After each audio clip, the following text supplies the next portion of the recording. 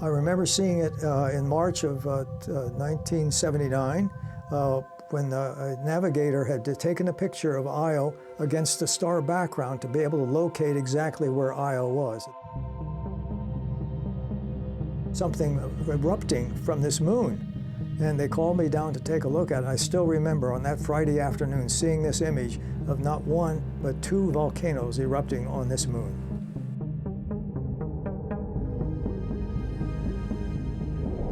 The night of July the 13th is when we got what we call the final full view of Pluto from the long-range reconnaissance imager, and when I saw that on my monitor, it just blew us all away. We had about 4 or 5 other colleagues standing around my computer looking at this picture and seeing this heart-shaped giant molecular nitrogen ice.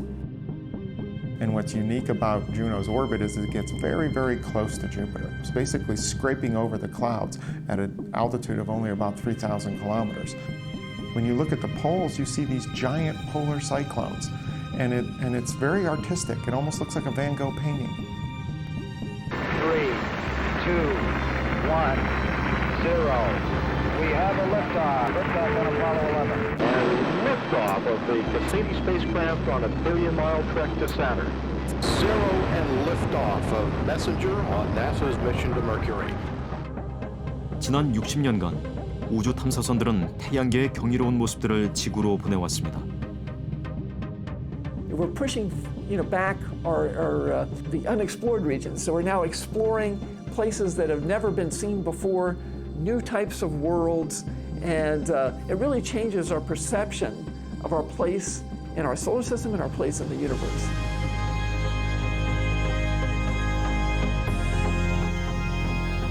탐사선들이 보내온 행성과 위성의 이미지들은 인류가 처음으로 가까이서 본 지구 밖 세계의 모습들이었습니다.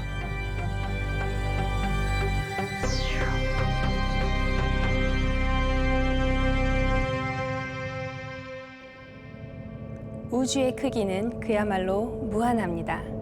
우리가 살고 있는 은하는 우주에 셀 수 없이 많은 은하 중 지극히 평범한 은하의 하나에 불과합니다. 그 평범한 은하의 한 변두리에 지구가 속한 태양계가 자리 잡고 있습니다. 저는 우리 태양계의 행성과 위성들을 연구하는 행성과학자 심채경이라고 합니다.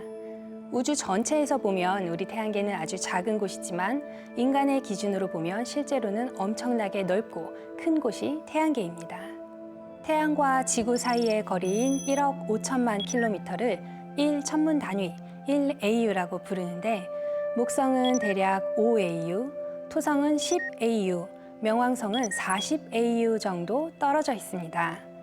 보통 태양풍의 영향이 미치는 곳까지를 우리는 태양계라 부르는데 그 거리는 130에서 160AU 정도로 추산을 하고 있으니 태양계는 정말 광대한 곳입니다. 60여 년 전 인류는 드디어 지구를 떠나 이 광대한 우주로의 첫 발을 내딛었습니다.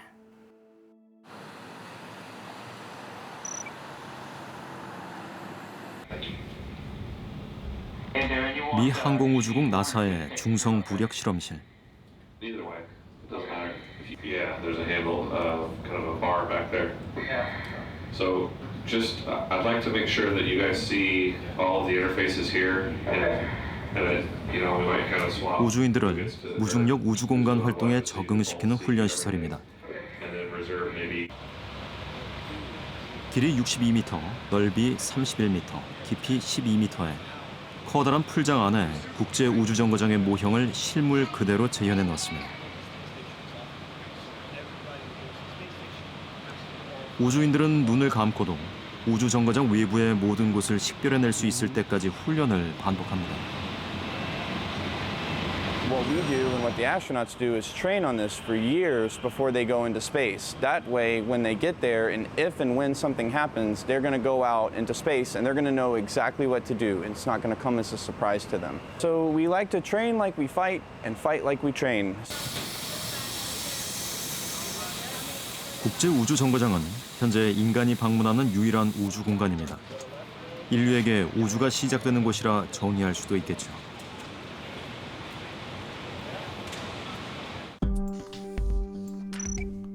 2000년부터 임무를 시작한 국제우주정거장은 지구 370km 상공에서 초속 8km의 속도로 90분마다 한 번씩 지구를 돌고 있습니다.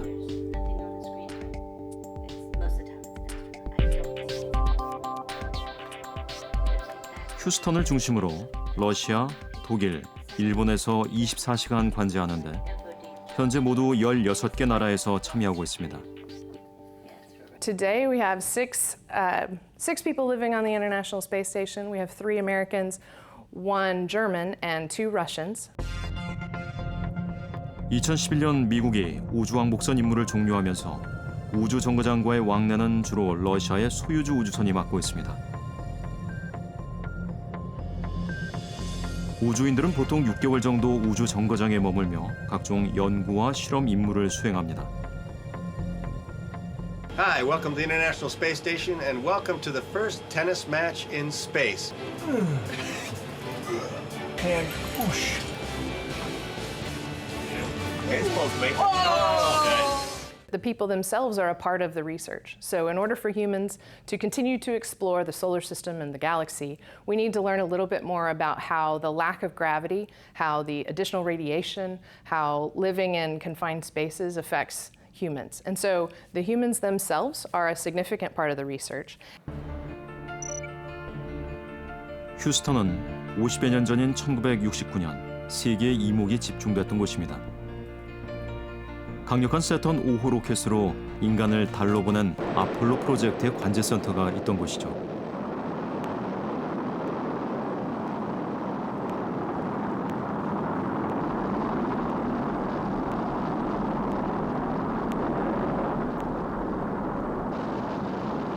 인류의 우주 탐사는 냉전 시대 미국과 소련의 군비 경쟁에서 시작됐습니다.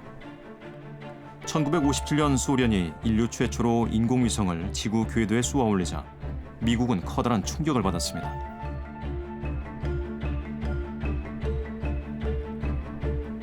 (1958년) 미국은 항공우주국 나사를 만들었습니다. 그리고 진짜 달에는 소련보다 먼저 사람을 보낸다는 계획을 세웁니다. I believe that this nation should commit itself to achieving the goal before this decade is out of landing a man on the moon and returning him safely to the earth. 1968년 아폴로 8호는 최초로 지구 궤도를 벗어난 유인 우주선이 됐습니다. I can see the entire Earth now out of the center window. I can see Florida, Cuba, Central America. 3일 만에 달 궤도에 도착해 인류 최초로 달의 지평선 위로 떠오르는 지구의 모습을 목격하기도 했죠. Oh my God, look at that picture over there. There's the Earth coming up. Wow, is that pretty? Okay, all flight controllers, go for landing. Retro. Go. Fido. Go. Guidance. Go. Control. And, go. Telcom. Go. GNC. Go. Roger, copy. Surgeon. Go. Capcom, we're go for landing. 5 feet. 케네디의 연설 8년 뒤인 1969년 나사는 드디어 우주인을 달 표면에 착륙시킵니다. Contact light. Listen, Tranquility Base here. The Eagle has landed. 인류가 지구 밖 우주의 천체에 첫 발을 내딛는 순간이었습니다. That's one small step for man, one giant leap for mankind.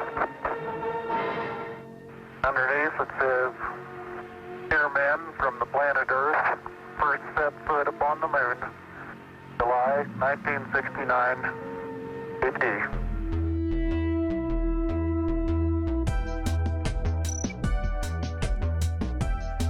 인류는 모두 6차례 달 표면에 착륙했습니다. 달에서의 체류 시간이 점점 늘어났고 탐사 대상도 넓어졌습니다. 이런 탐사 덕분에 달과 지구 그리고 우주에 대한 인간의 이해도 한층 깊어질 수 있었죠.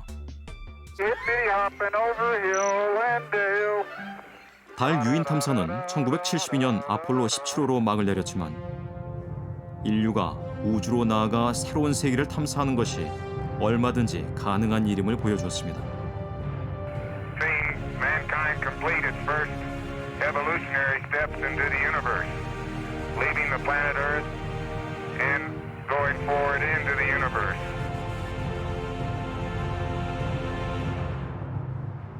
인간의 달 방문은 이렇게 끝이 났지만 보다 먼 행성들에 대한 무인 탐사는 오히려 활발해졌습니다.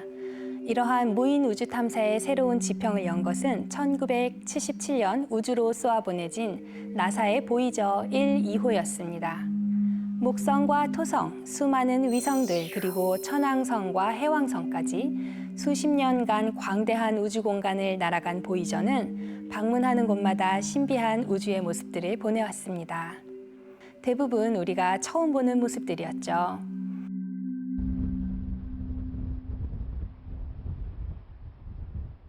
보고 계세요? 보고 계세요? 아닌데? 닫혀 있나봐. 저기 목성이 있네 저기. 그래요? 밤하늘 빛나는 은하와 별과 행성들이 사람들을 유혹합니다. 지금 7월 달 이전에 화성에 모래 폭풍이 발생하면서 화성 전체를 모래 폭풍이 덮어서 표면이 안 보였었어요. 근데 요즘에 이제 좀 그 모래 폭풍이 가라앉으면서 좀 지형들이 좀 보이고 있는 상황인데 나름 좋았는데 그리고 다들 새벽에 들어갔다 그랬잖아 시상한 듯 하고. 그 이후에 조금 더 가까이 다가가서 바라보면 더욱 매력적입니다. 제가 처음에 토성을 봤을 때 정말 흥분되고 설레고 뭐 어떻게 보면 뭐 감동이랄까? 그러니까 밤하늘에서 일단 눈으로만 볼 때는 점으로밖에 못 봤는데 망원경을 통해서 이렇게 직접 보게 되면 이제 얘랑 만났다 그럴까? 처음 대면을 한 거잖아요.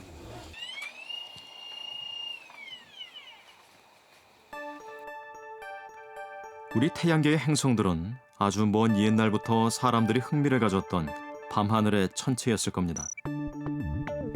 비교적 밝게 빛날 뿐만 아니라 항상 같은 자리에 있는 별들과는 달리 매일 조금씩 위치가 바뀌기 때문이죠. 그중 우리가 샛별이라 부르는 금성은 밤하늘에서 달 다음으로 밝게 빛나는 천체입니다. 지구에서 약 6천만 킬로미터. 금성은 항상 짙은 황산 구름으로 덮여 있습니다. 표면 온도는 섭씨 480도. 두꺼운 구름 탓에 태양광선이 2% 정도만 도달하는 극한의 행성입니다. 금성은 행성 탐사 초기 소련과 미국의 주요 경쟁지였습니다.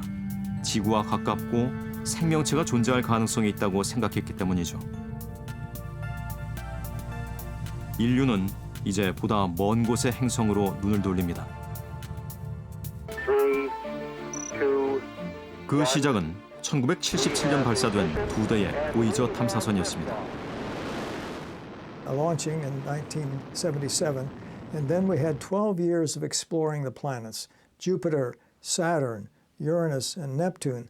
That happens lined up that way only once every 176 years. So this was a very special opportunity in 1977 to get 4 big planets with one spacecraft.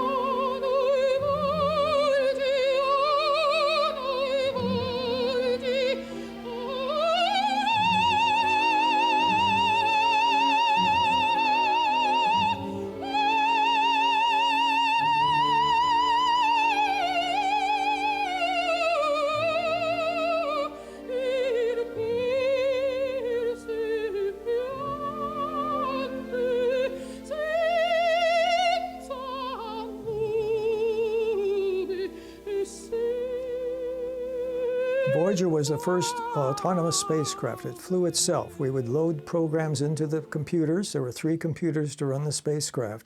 And we would enter into those small computers, which had your cell phone has 240,000 times more memory than Voyager. But even so, we had enough memory. We could store what observations we wanted to make during the encounters. So we spent a lot of time before each encounter deciding exactly what to look at, when to look, and how often to look.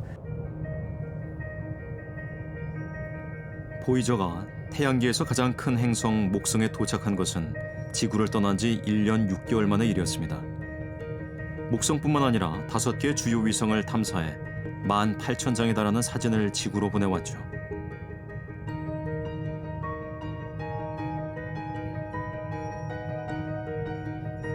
보이저는 목성도 토성과 마찬가지로 주변을 고리가 둘러싸고 있다는 것을 최초로 발견했습니다. 3세기째 지속되고 있는 지구 3배 크기 폭풍의 장관을 가까운 거리에서 관찰하는 데도 성공했습니다.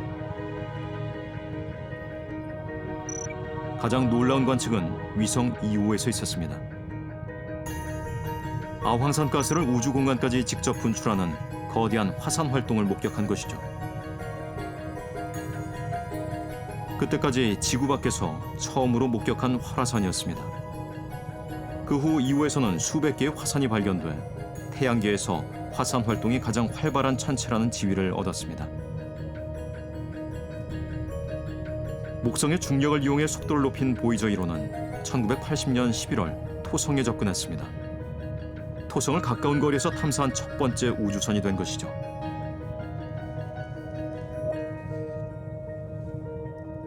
위성 타이탄에는 6,400km까지 접근해 짙은 대기 속에 유기물질이 풍부하다는 것을 밝혀냈죠.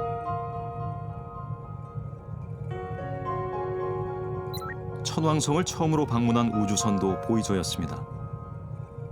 보이저는 천왕성에서 얼음 암석과 먼지 덩어리로 이루어진 2개의 새로운 고리를 발견했습니다. 주위를 도는 10개의 위성도 새롭게 발견했죠.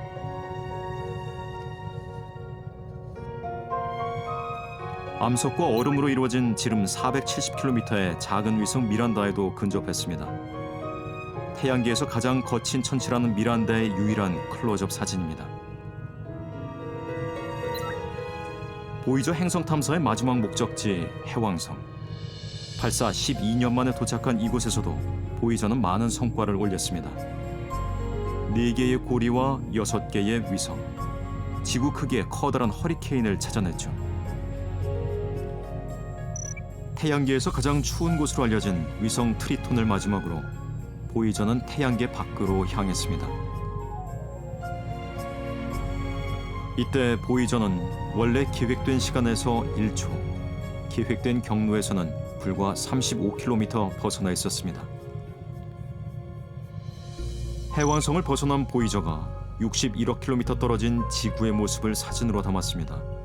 광대한 우주 속 지구는 작고 창백한 푸른 점입니다. Voyager really changed our view of planets, changed our view of the solar system. Time after time, our terracentric view of planets and the solar system was dramatically changed by what Voyager revealed about the diversity and complexity of the bodies in the solar system, because we were seeing things we hadn't really anticipated would be there. 보이저 이후에도 목성 탐사는 계속되고 있습니다. 2016년 목성에 도착한 주노가 임무를 수행 중이죠. 또 하나의 태양이 될 수도 있었던 거대한 기체 행성 목성은 50km의 구름층으로 덮여 있어 그 내부는 아직 미스터리입니다. Jupiter holds unique clues as to the birth of the solar system and how the planets were made, because it was the first to be formed after the sun. Because Jupiter is almost all hydrogen and helium, like the sun, it had to form before that hydrogen and helium went away. And it's so massive that if it formed after the other planets, it almost certainly would have disrupted their orbits. 주노는 53일에 한 번씩 극지방 궤도를 돌며 낮은 고도에서 목성의 대기층을 깊숙이 들여다보고 있습니다. 주노가 임무를 마칠 예정인 2021년에는 목성의 내부 구조에 대해 좀 더 잘 이해할 수 있게 되겠죠.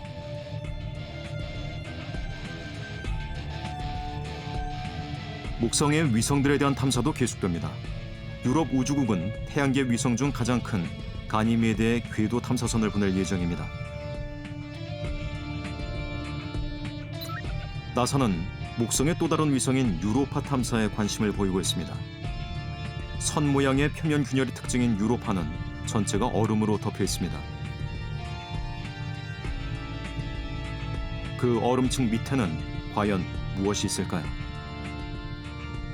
Europa is a big target for future exploration, and it's because scientists believe there's a liquid water ocean underneath the ice crust, and so that holds the potential for habitability or life, and certainly has the conditions that are maybe similar to what we see here, even though it's really far away and very cold. 어딘가에 외계 생명체가 있을까요? 다른 행성에서 사람이 살 수 있을까요? 이제 우주 탐사는 생명체의 존재 가능성을 탐색하는 데 큰 가치를 두고 있습니다. 태양계 내에서 외계 생명체가 존재할 수 있는 후보지로 화성을 비롯해 목성과 토성의 몇몇 위성들이 주목받고 있습니다. 인류는 이러한 천체들의 탐사선을 보내서 온도, 표면과 대기의 구성 성분, 액체 상태의 물과 생명체를 구성하는 데 쓰이는 유기물질이 어떻게 분포하는지 알아보고 있는 중입니다. 최근에는 아주 작은 천체인 소행성이나 해성 탐사에도 열중이죠. 우리가 사는 지구에 미칠지 모를 위험에 대비하고 지구에는 없는 희귀 자원을 찾는 목적도 있는데요. 우주 저 멀리 수십억 킬로미터 떨어진 곳에 1km 정도 크기의 소행성까지 인류의 우주 탐사 영역은 확장되고 있습니다. 화성은 지구에서 가장 가까운 붉은색 행성입니다. 가장 가까울 때는 5,400만 킬로미터까지 접근하죠. 화성을 무대로 한 공상과학 소설이나 영화도 많아서 친숙한 느낌을 주는 행성입니다. 화성은 여러 가지로 지구와 닮아 있습니다. 하루는 지구와 비슷한 약 24시간 30분, 엷은 대기도 존재합니다. 사계절의 변화도 있습니다. 화성에 봄이 오면 극지역의 모래 언덕에선 겨울에 표면을 덮었던 드라이 아이스 형태의 얼음이 녹으면서 신비한 무늬를 만들어냅니다.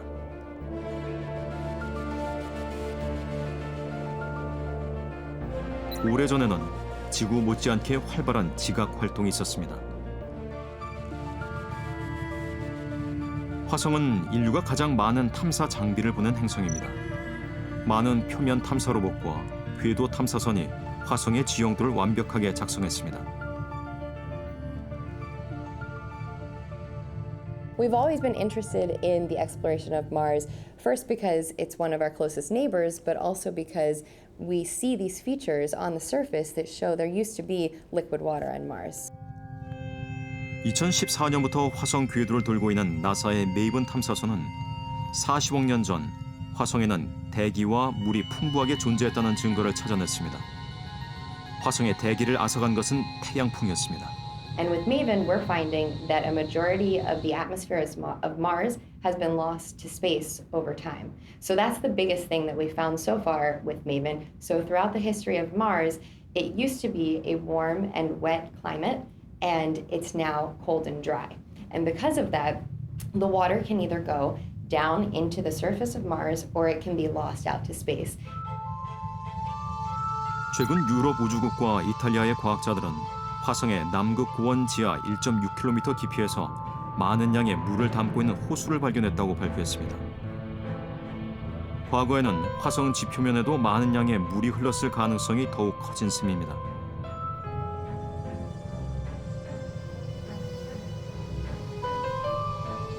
화성의 지하에 생명체가 존재할 가능성이 있는 걸까요? 2012년 화성에 착륙해 탐사 중인 큐리오시티는 올 6월 화성에서 메탄의 징후를 발견했습니다. 생명체 존재 가능성이 좀 더 커진 셈입니다. 과학자들은 오래전 화성에는 지구 지중해 깊이에 바다가 존재했을 것으로 추정합니다. 화성이 대기를 이루면서 지표면 물의 76%는 우주로 증발됐지만 나머지는 극지방의 얼음층 밑에 남아있을 것이라고 추정합니다. Life is a process that you have to have the soup of life, and then you have to spend some time for those soup of life to develop into life. And our planet had a long time of stability for that to develop. In the case of Mars, maybe that process happens 4 billion years ago, and then some of that life maybe went to under the terrain, under the surface, and remained there for billions of years. So we are looking for very simple microbial life that may have been created or began billion years ago and now has remained under the surface. Finding a body of water makes that possibility even more real right now.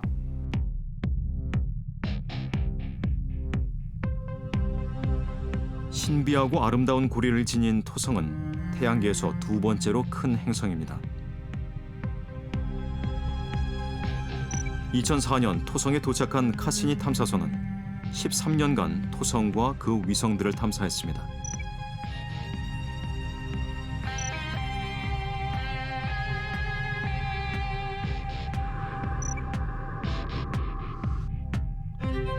수조 개의 작은 얼음 조각으로 이루어진 여러 개의 토성의 고리는 시속 약 7만 2천 킬로미터의 속도로 토성 궤도를 돕니다.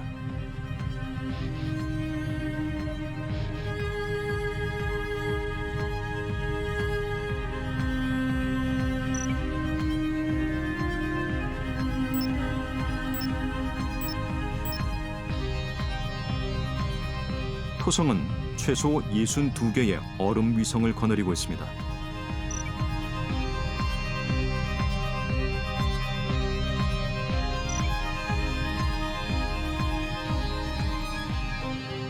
카시니가 주목한 위성 중에 하나는 항상 오렌지색 안개로 둘러싸인 타이탄.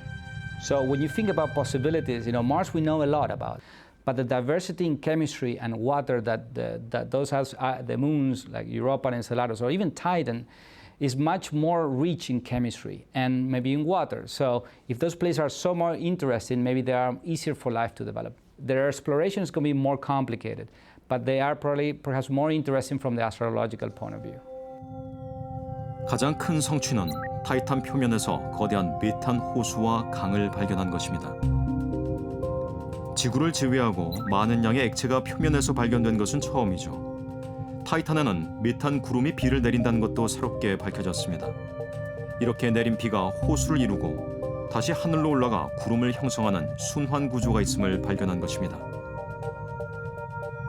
타이탄 탐사에서 중요한 역할을 한 것은 유럽 우주국의 타이탄 착륙선 하위 헌스였습니다. 2005년 1월 카시니에서 분리된 하위 헌스는 타이탄 표면에 무사히 착륙해 귀중한 정보를 카시니로 보내왔습니다. 타이탄에 유기물이 존재하는 것도 확인했죠. 과학자들은 타이탄이 초기 지구와 많이 닮았다고 생각합니다. 엔켈라두스는 지름 500km 정도로 작고 얼음으로 덮인 토성의 위성입니다. 카시니는 2005년 엔켈라두스의 남극 지방에서 물과 얼음 덩어리들이 우주 공간까지 분출되는 놀라운 모습을 포착했습니다. 지표면의 갈라진 틈으로 거대한 간헐천들이 유기 물질이 담긴 지하의 물과 얼음을 수백 킬로미터 이상 높이로 쏘아 올리는 거죠. 주변보다 훨씬 뜨거운 엔켈라두스 남극의 간헐천들은 수백 킬로미터에 달하는 거대한 커튼 모양을 이루며 수증기를 분출합니다. 그 지하에서는 거대한 바다가 발견됐습니다. Searching for life on a different planet is very complicated, but we have some basic rules. Of course, you can go and have a microscope, and if you see life, it's amazing.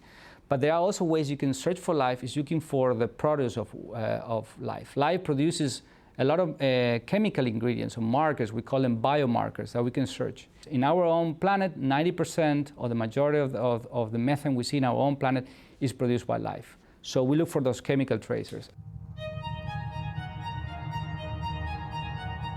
13년간 토성과 위성들을 탐사한 카시니는 2017년 4월 마지막 임무에 돌입했습니다.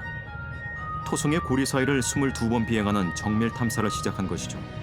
고리의 기원을 밝히고 토성 내부의 모습을 알아내려는 목적이었습니다. 접근하는 위성의 중력으로 춤을 추는 고리의 입자들을 목격했고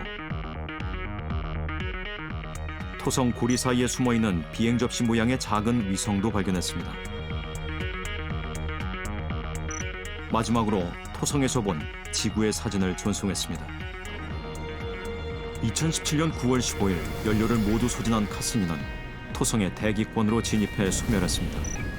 혹시라도 생명체가 존재할지 모를 토성의 위성에 피해를 주지 않기 위해서였습니다. 카시니의 위대한 최후였죠.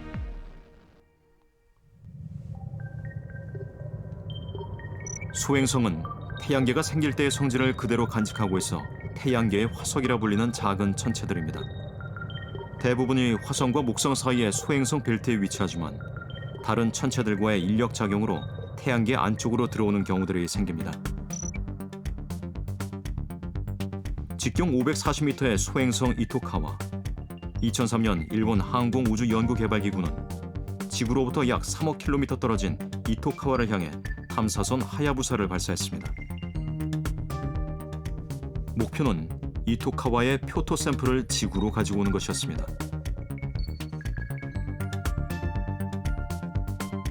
많은 어려움 끝에 2년 뒤인 2005년 하야부사는 이토카와의 샘플 채취에 성공했습니다. So for the engineers, the engineering mission to the asteroid is one of the very challenging because nobody succeeded in some sample returning from the asteroid. So that is one of the challenging issue. Even NASA people cannot do at all. So Japanese people want to do something new that is not conducted by NASA people. 하야부사가 채취한 샘플의 양은 아주 적었습니다. 먼지 수준의 암석 입자 1,500개가 전부였죠. 하지만 이는 아폴로 우주선들의 달 표면 샘플 채취 이후 처음으로 외계 천체 샘플을 지구로 가지고 돌아온 커다란 성과였습니다. 더구나 이토카와는 아주 먼 곳의 아주 작은 천체였습니다.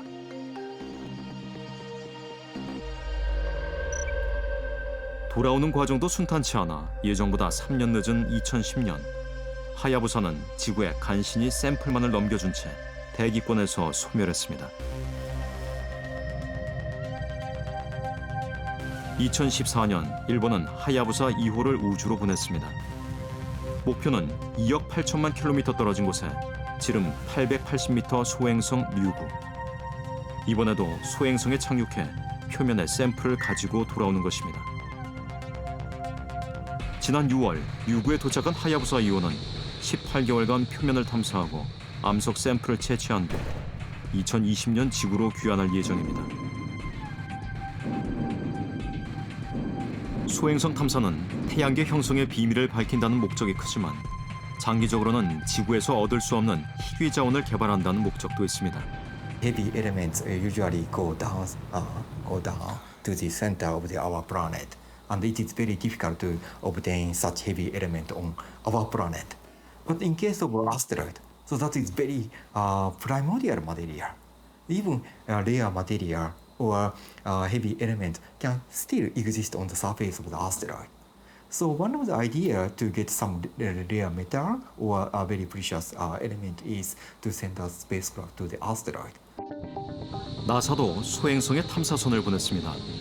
2016년 발사된 오시리스 렉스는 올해 12월 소행성 베누에 도착해 표토 샘플을 채취할 예정입니다.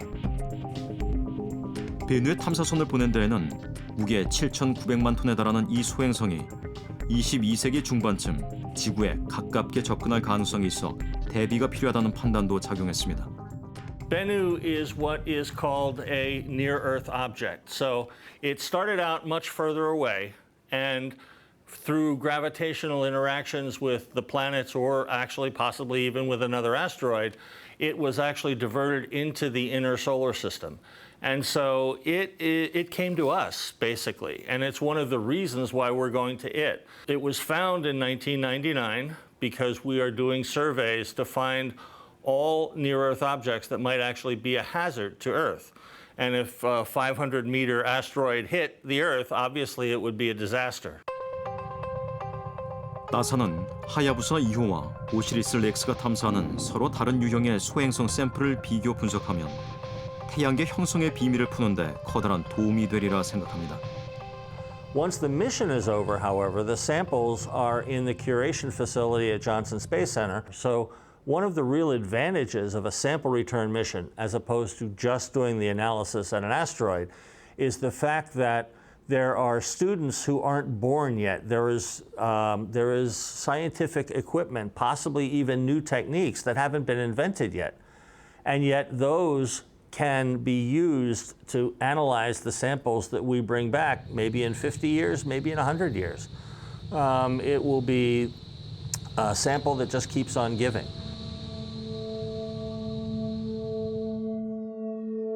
태양계의 중심은 물론 태양이지만 아직 우리는 태양에 대해 많은 것을 알지 못하는 것도 사실입니다. 태양계의 끝부분에 자리 잡은 명왕성도 오랫동안 미지의 천체였죠. 지금은 인류의 탐사선이 태양계의 가장 안쪽부터 바깥쪽까지 누비고 있습니다. 우리의 가장 가까운 이웃, 달에 대한 새로운 관심도 일어나고 있습니다. 인류가 유일하게 발을 내디뎠던 달은 그 자체로도 과학적으로 흥미로운 대상입니다. 특히 최근에는 관측 기술이 발달하면서 달에 물 얼음이 존재한다는 증거들이 발견되고 있습니다. 달을 탐사선들의 정류장, 중간 기지로 활용하는 방안도 연구되고 있습니다. 그러려면 달의 환경을 보다 더 잘 알아야겠죠? 우리나라도 2020년 말 달 표면을 새로운 방법으로 관측하는 한국형 시험용 달 궤도선을 보내기 위해 준비하고 있습니다. 저도 여기에 참여하고 있는데요. 궤도선에 편광 카메라를 달아 관측해서 달 표면의 성질을 연구할 예정입니다. 그래서 제 개인적으로도 기대가 많이 됩니다. 나사의 달 정찰 궤도선 LRO는 지난 9년간 달 표면을 완벽하게 기록했습니다. 고해상도 카메라가 포착한 달의 모습은 실제 우주 공간에서 내려다보고 있다는 착각을 줄 정도입니다. Let's talk about a place that we've been, the Apollo 17 landing site. Apollo 17 was the final of the Apollo missions in December of 1972. It landed in the Taurus-Littrow Valley, a valley deeper than the Grand Canyon, about 2 kilometers deep. Now with the high-resolution images from LROC, we can actually see the descent stage, the bottom half of the lander, the footprints that they left behind. Indeed, you can also see the lunar rover sitting on the surface, waiting for its next ride. 현재 진행되는 나사의 달 탐사는 가까운 장래 로봇이나 우주인을 다시 달로 보내기 위한 사전 탐사를 포함하고 있습니다. 가장 적당한 탐사 지역을 선정하는 것이죠. 이와 관련해 최근 달에서 상당한 양의 물이 발견된 것은 미래 달 탐사를 위해 아주 중요한 의미를 갖습니다. 물이 발견된 곳은 달의 남극과 북극의 춥고 어두운 운석 충돌 크레이터 지역입니다.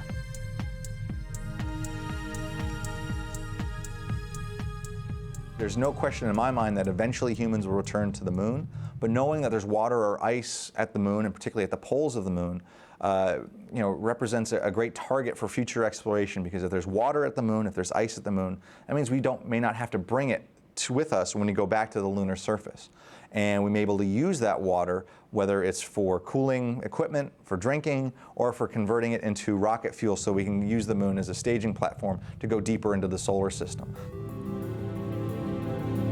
내년은 아폴로 11호가 달에 착륙한 지 50년이 되는 해입니다. 달이 다시 지구의 관심을 끌어들이고 있습니다.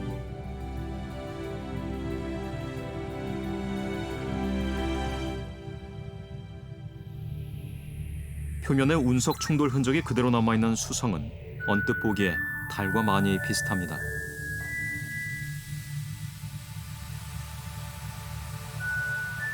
그러나 수성은 거대한 태양에 가장 가까운 곳에 자리 잡아 극도로 뜨거운 환경을 가진 행성입니다. 태양 주위를 도는 공전 속도도 빨라 탐사선이 접근하기가 어려운 곳입니다. 그만큼 잘 알려지지 않았죠. Of course, it's been known of since the beginning of time, ever since that humans were watching the skies, because sufficiently bright before sometimes just after sunset, sometimes just before sunrise. But it is close to the sun, and so it is difficult to see. That's made it difficult both for reaching with telescopes as well as during the space age actually trying to get a spacecraft that close to the sun. 메신저는 그때까지의 기술적 한계를 극복하고 수성 궤도에 진입한 첫 탐사선입니다. 2011년부터 4년간 수성을 4,000회 이상 돌면서 25만 장 이상의 수성 이미지를 보내왔습니다. 메신저는 수성에 화산 활동이 있었다는 것을 밝혀냈고 수성 표면에서 혜성이나 소행성에 의해 운반된 것으로 추정되는 토양과 암석도 발견했습니다. 북극 지역엔 얼음 형태의 물이 있다는 것도 알아냈죠. Several of the things that we've learned about Mercury is we know that there's water, probably in the form of water ice at the poles.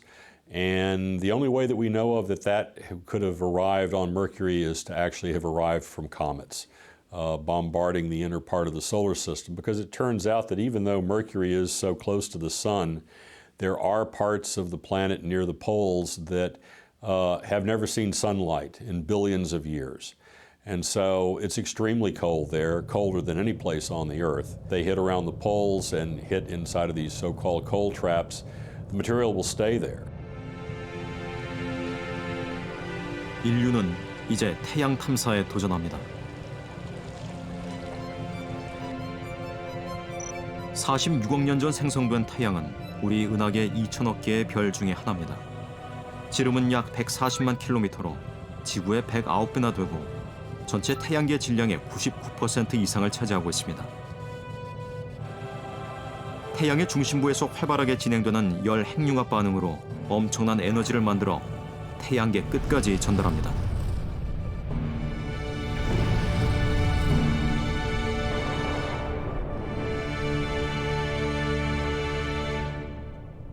It's a mission of extremes. The spacecraft will plunge through the sun's atmosphere, called the corona, and fly closer to the sun's surface than any spacecraft in history. 파커 탐사선은 2018년 8월 지구를 떠나 11월 초 태양 궤도에 진입해 표면에서 600만 킬로미터 떨어진 코로나에 접근할 예정입니다. 코로나는 태양 표면보다 300배 이상 뜨거워 온도가 100만 도에 이르는 태양의 대기권입니다. 파커는 태양의 대기를 스치는 첫 번째 탐사선이 되겠죠. 파커는 탄소 화합물로 만든 내열판으로 보호받으며 코로나와 태양풍에 대한 정보를 수집한 후 2025년경 태양 속으로 산화할 예정입니다. 코로나에서 방출되는 입자의 흐름인 태양풍은 초속 수백 킬로미터의 속도로 태양 지구 거리의 130배에 달하는 태양계 끝을 향해 날아갑니다. 그 태양계 끝으로 가는 길에 우리가 알고 있는 태양계 마지막 천체들이 모여있는 곳 카이퍼 벨트가 있습니다. 명왕성이 대표적인 카이퍼 벨트 천체죠.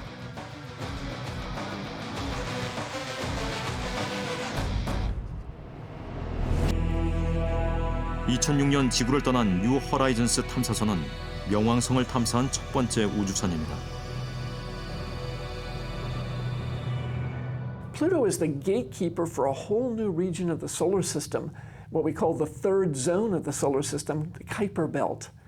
And it hasn't been since the early 1990s that we discovered a whole new region of the solar system that's filled with dwarf planets and smaller objects that form this donut-shaped region around the sun that we now call the Kuiper Belt.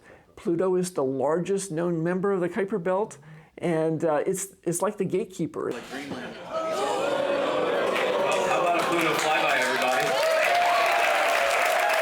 신비에 쌓여있던 달 절반 크기의 작은 천체 명왕성이 처음으로 자세한 모습을 드러냈습니다. 9년간 넓은 우주 공간을 날아 맞이한 순간입니다. 명왕성이 처음 발견된 것은 1930년입니다. 오랫동안 태양계 9번째 행성으로 불렸지만 작은 얼음 천체 하나에 불과하다는 이유로 2006년 행성의 지위를 박탈당했습니다. 태양과의 평균 거리는 약 59억 킬로미터로 태양빛이 도달하는 데에만 5시간 27분이 걸리니 정말 먼 곳입니다. We had changed Pluto, completely transformed Pluto from a pixelated blob that you see from Space Telescope, the best observatory ever built, but still only roughly 10 pixels across, to this magnificent, diverse world with, incredible geological diversity, one of the most interesting objects in the solar system. 뉴 허라이즌스는 명왕성 지름의 절반 크기인 위성 카론도 탐사했습니다. 카론은 1978년에야 발견된 미지의 천체죠.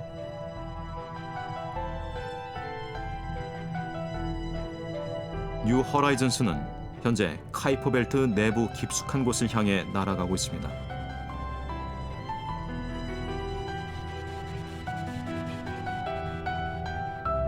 다음 목표는 북쪽 끝 미지의 세계를 의미하는 울티마 툴레로 2014년 발견된 카이퍼 벨트의 소행성입니다. 2019년 1월 1일 울티마 툴레에 도착해 태양계 형성 초기의 비밀에 한 걸음 더 다가갈 계획입니다. We think that they've been at their current orbits for almost the entire age of the solar system, 4.6 billion years, and as such, they haven't changed very much since the time of their formation. So by exploring the cold classical Kuiper Belt objects like Ultima Thule, the target of the New Horizons mission, we're actually getting a window to look back in time 4.6 billion years. 1977년 지구를 떠나 태양계의 주요 행성들을 탐사했던 보이저 탐사선은 지금도 항해를 계속하고 있습니다. 2012년 보이저는 인류 탐사선 최초로 태양풍이 미치는 끝자락인 태양 번개면을 지나갔고 지금은 대략 214억 킬로미터, 태양과 지구 사이 거리의 144배에 달하는 먼 곳에서 아직도 지구로 신호를 보내오고 있습니다. 해왕성 너머에서 보는 지구의 모습은 어떤지, 태양계의 끝자락에는 무엇이 있는지 우리의 지식은 보이저의 항해와 함께 매일 넓어지고 있습니다. 그런데 아직도 인류는 아주 작은 부분만을 보았을 뿐입니다. 인간의 우주 탐사는 이제 시작되었을 뿐입니다. 우주는 말 그대로 무한하게 넓습니다.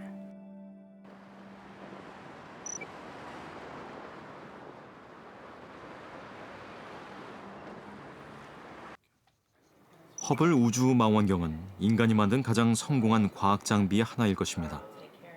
전 세계에서 허블 망원경을 통한 관측, 이른바 허블 타임을 얻으려는 요청이 끊이지 않습니다. 엄격한 심사를 거쳐 선정된 새로운 관측 목표는 매주 우주의 허블로 전송됩니다.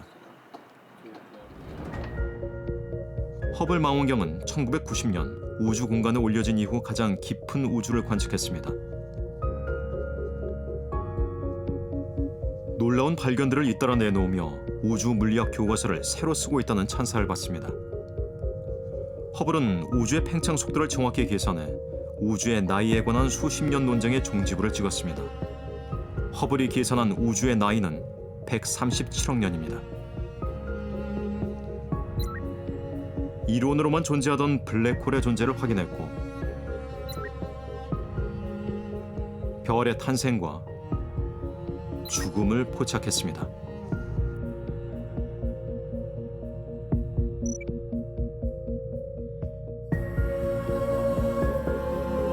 은하들이 충돌하는 것을 보았고 우주의 끝과 우주의 과거를 깊숙이 들여다봤습니다.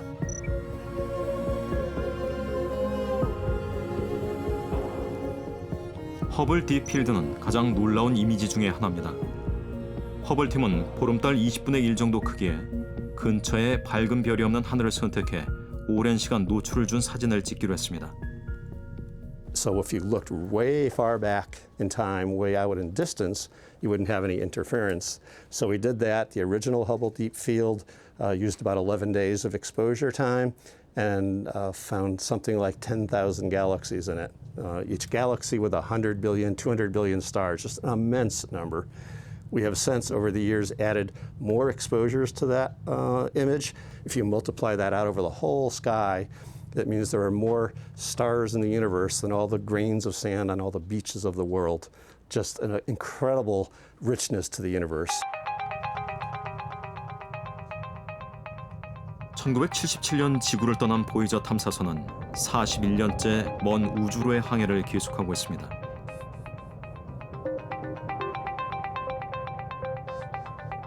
보이저 1호는 2012년 태양풍의 영향이 미치는 태양계를 벗어나 별과 별 사이의 공간, 즉 성간 공간에 진입한 최초의 탐사선이 됐습니다.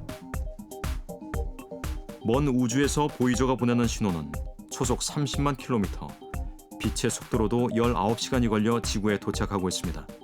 The two Voyagers transmit 24 hours a day, 7 days a week, every day of the year. Voyager 1 today is about 21 billion kilometers from Earth, and Voyager 2 is about 17 billion kilometers from Earth. So they're really out there, and as Voyager continues its journey in the Milky Way galaxy, it will eventually, in 40,000 years, pass by another star. Perhaps 10 years from now, we don't know exactly when we will run out of power. We will have to start turning off heaters, though, one by one. 보이저에는 한국어를 포함 55개 언어로 된 환영 인사와 고래 울음소리, 빗소리 등 지구의 소리가 담긴 음반이 실려 있습니다. 지구의 아름다운 모습을 담은 각종 사진도 수록돼 있죠. 29만 6천 년 뒤 보이저는 고향 지구에서 8.6광년 거리, 밤하늘에서 가장 밝은 별 시리우스 근처를 항해하게 될 것입니다. They will be orbiting the Milky Way galaxy, the center of the Milky Way galaxy, every 225 million years. And they will do that for billions of years. So they will be out there with all the stars. This little thing from Earth will be our silent ambassador, not transmitting any longer, but carrying the golden record as sort of a carrying card about the place that sent this spacecraft so many billions of years ago. When you wish upon a star. 인류가 우주 공간으로 나가 탐사를 시작한 지 이제 60년. 우리는 아직 우주의 작은 부분만을 이해하고 있을 뿐입니다. 아무리 오랜 시간이 흘러도 인간은 우주의 모든 곳을 다 가볼 수도, 모든 것을 다 알아낼 수도 없을 것입니다. 그러나 인류가 존속하는 한 우주를 향한 탐사는 계속될 것입니다. 인류는 미지의 세계를 향해 끊임없이 도전하고 탐구하는 아주 특별한 존재이기 때문입니다. Upon a star like dreamers do.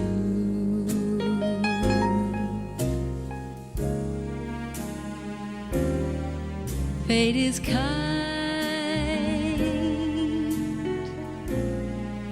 She brings to those